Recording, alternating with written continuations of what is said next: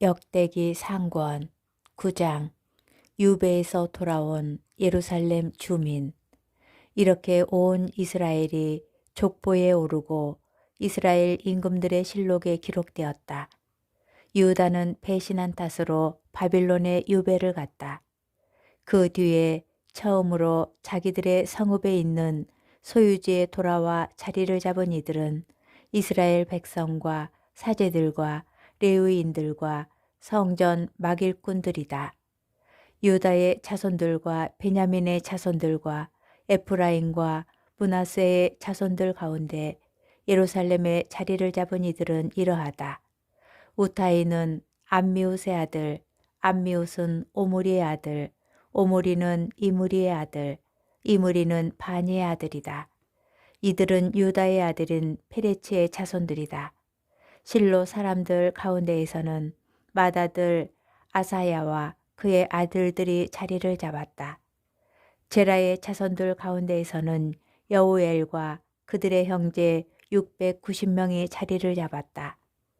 베냐민의 자손들 가운데에서는 살루가 자리를 잡았는데 그는 무술람의 아들이고 무술람은 호다우야의 아들이며 호다우야는 스누아의 아들이다. 여로함의 아들 이브느야 우지의 아들이며 미크리의 손자인 엘라 그리고 스파티아의 아들이고 루엘의 손자이며 이브니아의 증손인 무술람도 자리를 잡았다. 그들 형제들은 세대별로 모두 956명이었다. 이들은 모두 집안별로 본 각 집안의 우두머리다. 사제들 가운데에서는 여다야, 여호야립, 야킨, 아자리아가 자리를 잡았다. 아자리아는 힐키야의 아들, 힐키야는 무술람의 아들, 무술람은 차독의 아들, 차독은 무라요스의 아들, 무라요스는 하느님 집의 총감독 아이투베의 아들이다. 아다야는 여로함의 아들, 여로함은 파수후르의 아들, 파수후르는 말키아의 아들이다. 마사이는 아디엘의 아들, 아디엘은 야흐제라의 아들, 야흐제라는 무슬람의 아들, 무슬람은 무실레밋의 아들, 무실레밋은 임메르의 아들이다. 또 그들의 형제인 각 집안의 우두머리들을 비롯하여 하느님의 집에서 일을 맡다 할 유능한 장정들의 수는 1760명이었다. 레위인들 가운데에서는 스마야가 자리를 잡았다. 그는 하숲의 아들이고 하숲은 아즈리캄의 아들이며 아즈리캄은 하사부야의 아들이다. 이들은 무라리의 자손이다.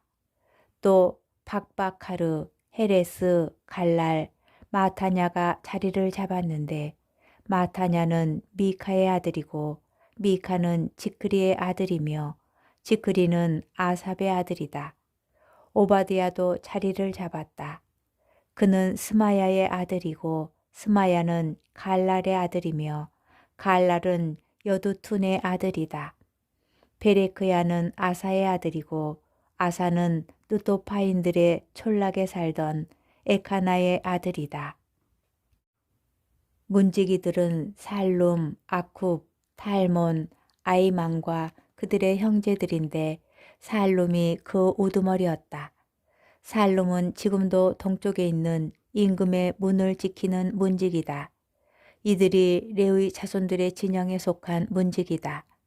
코레의 아들이고 에브야삽의 손자이며 코라의 증손인 살룸과 그 집안의 형제들 곧 코라인들의 천막의 문지방을 지키는 임무를 맡았다.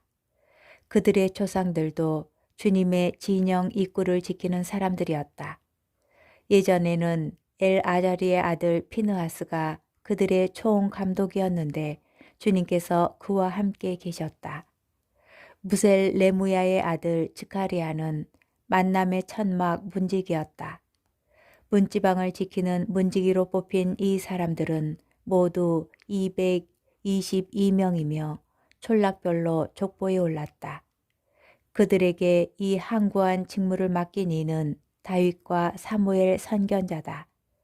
이렇게 그들과 그 자손들은 주님의 집, 곧 천막집의 대문을 지키는 일을 맡았다. 이 문지기들은 동서남북 사방에 배치되었다. 촌락에 사는 그들의 형제들이 이래마다 번갈아 와서 그들을 도왔다. 그러나 이 수문장 넷은 상주하며 일을 하였다. 하느님의 집에 있는 방들과 창고들도 이 레위인들이 맡아 지켰다. 그들은 하느님의 집을 지키며 아침마다 문을 여는 일을 맡았으므로 하느님의 집 둘레에서 밤을 지냈다. 그들 가운데에서 몇은 제사 기물을 맡아 정해진 수에 따라 들여오고 정해진 수에 따라 내갔다. 또 그들 가운데 몇은 일반 기물과 모든 거룩한 기물, 고운 밀가루와 포도주와 기름, 유향과 향료를 맡았다. 그러나 향료를 섞는 일은 사제 자손들이 하였다. 레위인 마티트야는 코라시족 살룸의 맏아들로 과자 굽는 임무를 맡았다. 그하 자손들의 형제들 가운데 몇 사람은 안식일마다 빵을 두 줄로 차려 놓는 일을 맡았다. 또 레위 가문들의 우두머리로서 성가 책임자들이 있었는데 그들은 밤낮으로 해야 할 일이 있었기 때문에 하느님 집의 방에서 살며 다른 일은 맡지 않았다.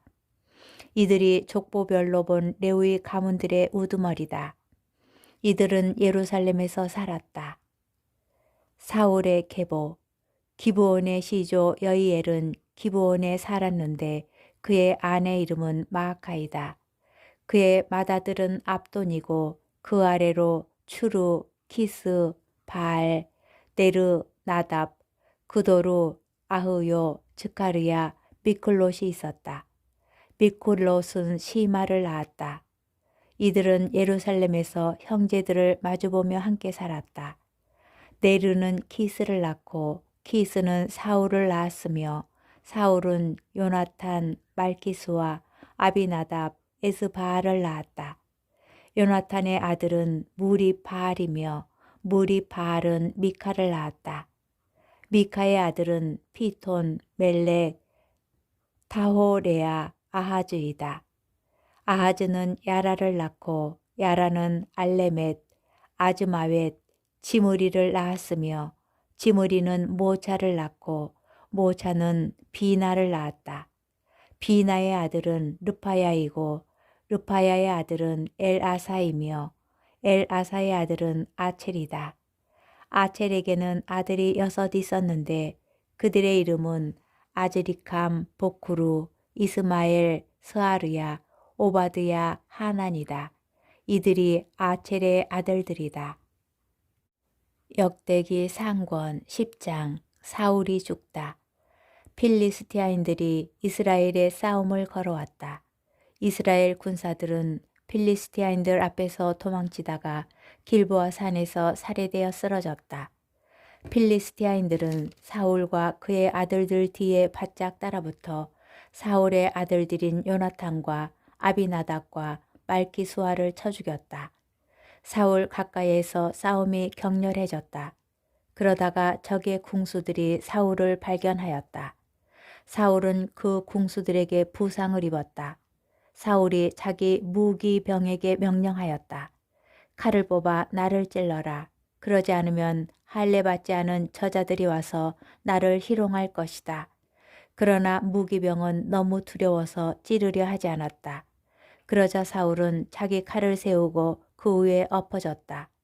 사울이 죽는 것을 보고 무기병도 칼 위에 엎어져 죽었다.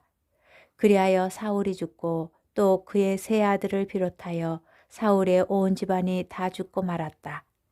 군사들이 도망치고 사울과 그 아들들이 죽는 것을 보고 골짜기에 있던 이스라엘 사람들도 모두 성읍들을 버리고 도망쳤다.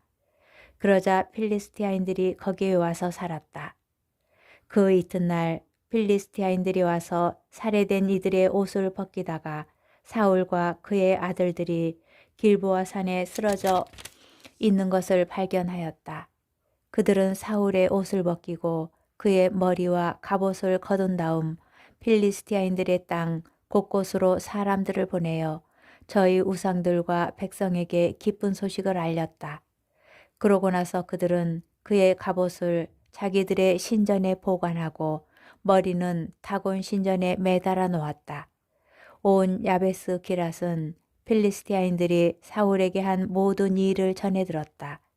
그러자 그곳의 용사들이 모두 나섰다. 그들은 사울의 시신과 그 아들들의 시신을 거두어 야베스로 모셔다가 그들의 뼈를 야베스에 있는 향염나무 밑에 묻고 이레 동안 단식하였다. 사울이 죽은 이후 사울은 주님을 배신하였기 때문에 이렇게 죽었다. 그는 주님의 분부를 따르지 않아 주님을 배신하고 영매를 찾아 문의하면서도 주님께는 문의하지 않았다. 그리하여 주님께서는 그를 죽게 하시고 이사이의 아들 다윗에게 나라를 넘겨주셨다.